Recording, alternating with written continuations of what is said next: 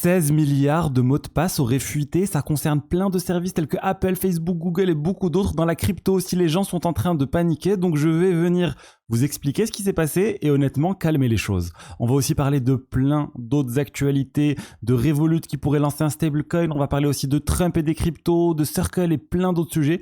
Tous les jours le meilleur de l'actualité crypto. Aujourd'hui on fait un zoom sur le piratage des mots de passe, sur la fuite de données plutôt pour être précis, de mots de passe. 16 milliards de mots de passe auraient fuité, ça vient de Forbes. Donc on se dit c'est un site fiable, l'information est reprise de partout. Tout le monde est en train de dire vite il faut changer ses mots de passe à cause de cette fuite de mots de passe et ça concerne plein de choses. Alors concrètement, qu'est-ce que c'est que ces mots de passe? Alors ça viendrait d'un ensemble d'info-stealers. C'est quoi les info-stealers? C'est des logiciels malveillants qui sont installés sur des postes de travail d'utilisateurs ou des téléphones qui viennent voler l'ensemble des logins mots de passe de l'utilisateur. Donc qu'il soit connecté sur Facebook, Google ou autre. Si à un moment il est amené à taper son login mot de passe, c'est volé. Il y a les cookies aussi qui peuvent être volés. Bref, c'est assez catastrophique quand ça arrive.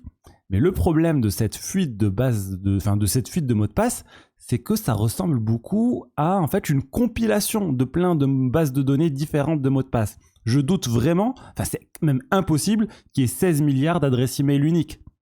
Vraiment, je pense qu'il y a une compilation de choses. Il y a peut-être quelques mots de passe qui sont nouveaux dans cette fuite, mais est-ce que c'est 100 000? Est-ce que c'est 1 million? Est-ce que c'est 10 millions?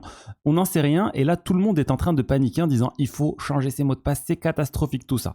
Alors, déjà, il faut savoir que le site de référence pour savoir vraiment est-ce que votre mot de passe est compromis, c'est haveibeenpwned.com. C'est vraiment la référence. Je vous invite à vous inscrire. Vous mettez votre email et ils vont vous alerter dès que votre email sort dans une fuite de base de mots de passe. Have I been pwned? Je viens de voir l'interview de la personne qui est derrière, Toyant.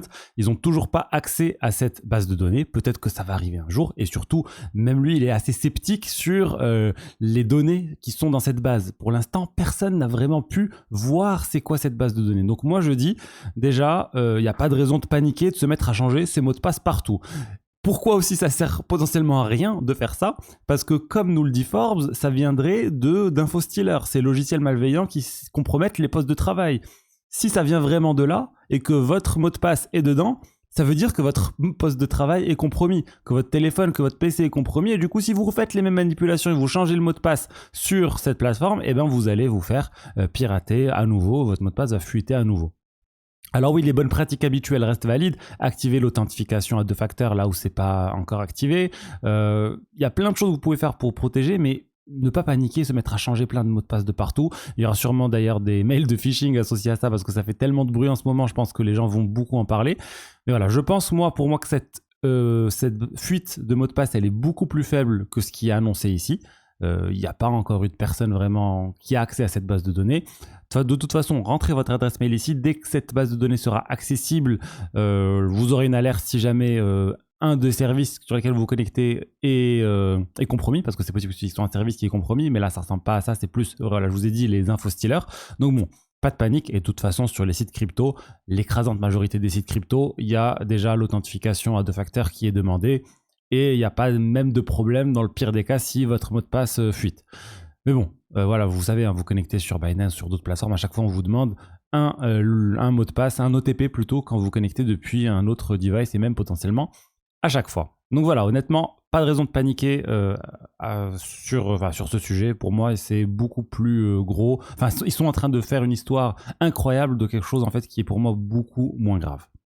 On va parler maintenant d'autre chose. On va revenir vraiment aux crypto et regardez, je trouve ça assez hallucinant. Il y a en fait des sénateurs ou c'est ça, c'est le Brad Sherman qui accuse en fait Donald Trump d'avoir été corrompu par TikTok. Il accuse en fait une filiale de TikTok d'avoir acheté pour 300 millions de dollars de tokens Trump et en contrepartie, Donald Trump vient encore une fois de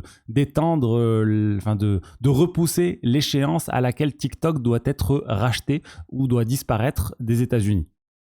Alors là, TikTok dit que c'est n'importe quoi et en fait la filiale en question, c'est pas une filiale de TikTok, il y a rien qui prouve le lien entre cette filiale et TikTok, mais c'est intéressant de voir ça parce que à l'époque où il y a eu les mêmes coins, etc., il y avait Vitalik, je crois, qui avait posté un post où il disait en fait que les mêmes coins c'était le moyen parfait de corruption. Vous allez pouvoir corrompre quelqu'un qui a un meme coin en achetant sur un marché secondaire son token, en faisant pump le cours de son token et lui il peut vendre ensuite et il n'y a pas de lien du tout établi entre la personne qui achète et la personne qui vend. C'est un peu la corruption parfaite.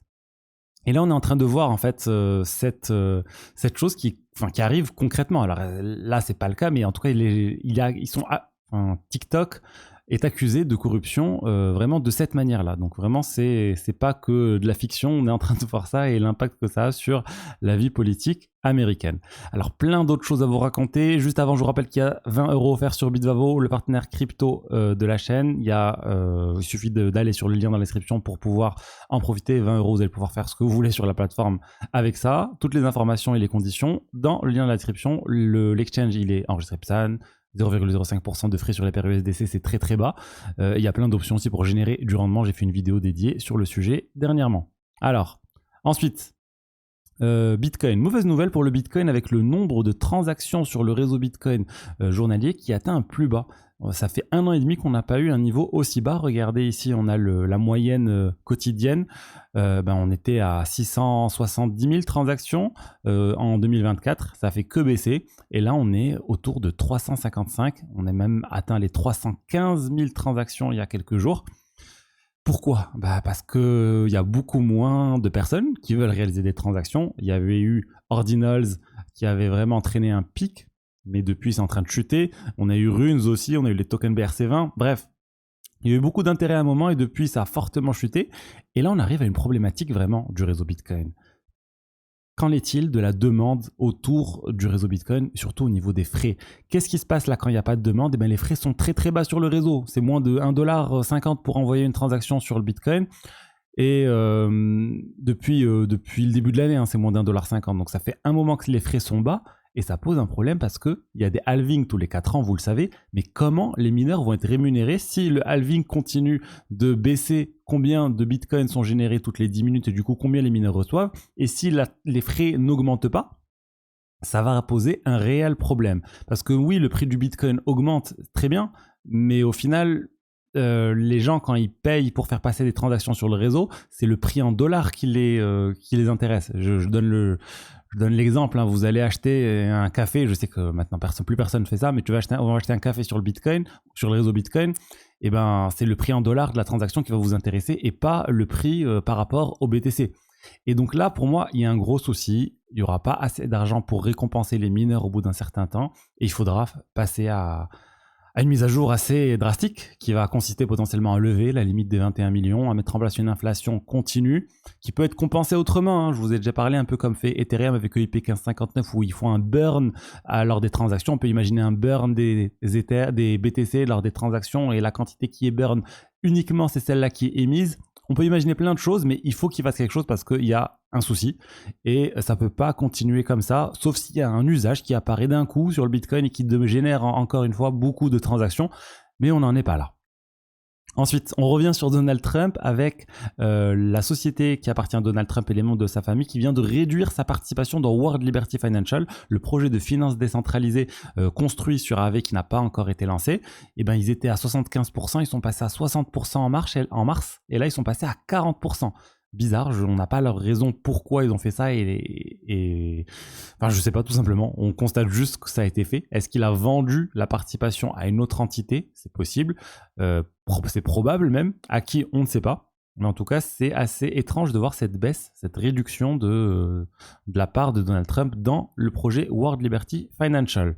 Ensuite, le DAO Jupiter, vous connaissez le Jupiter, le DEX sur Solana, ils viennent de suspendre jusqu'en 2026 les divers votes du DAO, de l'organisme autonome décentralisé, c'est-à-dire une sorte de l'association sur la blockchain qui permet de voter, de présenter des propositions, etc. C'est un peu un aveu d'échec, c'est le deuxième DAO comme ça, je vois qui fait ça. On a eu Ape DAO, donc de ApeCoin aussi, qui sont en train de dire ça marche pas très bien, ces organismes autonomes décentralisés. On met en pause. Ça montre aussi qu'il y a un petit problème au niveau de la centralisation, parce que si les projets peuvent à tout moment stopper le DAO, c'est que c'est pas réellement décentralisé, même si des fois ça peut se faire avec des votes, etc. Mais bon, ça montre un peu les limites de l'exercice, et on n'a pas encore vu vraiment un vrai DAO qui fonctionne hyper bien, hyper décentralisé, etc. On a des gros projets qui sont décentralisés, qui existent et qui fonctionnent. Ethereum, c'est un projet décentralisé qui fonctionne pas vraiment avec un DAO, c'est un consensus. On a d'autres projets qui fonctionnent complètement on-chain. Tezos, par exemple, ils sont complètement on-chain. Mais voilà, il y a beaucoup de DAO qui se lancent, et j'ai envie de dire la majorité des DAO ne fonctionnent pas correctement. Je retire ce que je dis, il y en a quand même quelques-uns, mais l'écrasante majorité ne fonctionne pas vraiment correctement. Et on revient à Circle. Circle continue de monter en bourse, c'est assez fou, $244 plus 22%. Le vote du Genius Act, donc la régulation autour des stablecoins aux États-Unis, est en train de pousser Circle à un niveau assez impressionnant. Je ne sais pas si vous vous rendez compte, la market cap, elle est de 58 milliards de dollars. Il y avait des rumeurs comme quoi Ripple et Coinbase voulaient acheter Circle autour de 5 milliards de dollars avant son introduction en bourse. Heureusement que Circle n'a pas été vendu, et la société qui aurait acheté Circle aurait fait vraiment un très bon coup. Voilà ce que je voulais vous dire aujourd'hui sur les diverses actualités crypto. J'espère que le contenu vous a plu. N'hésitez pas à liker, commenter, vous abonner. Je vous dis à lundi pour la suite. Allez, au revoir, ciao, ciao.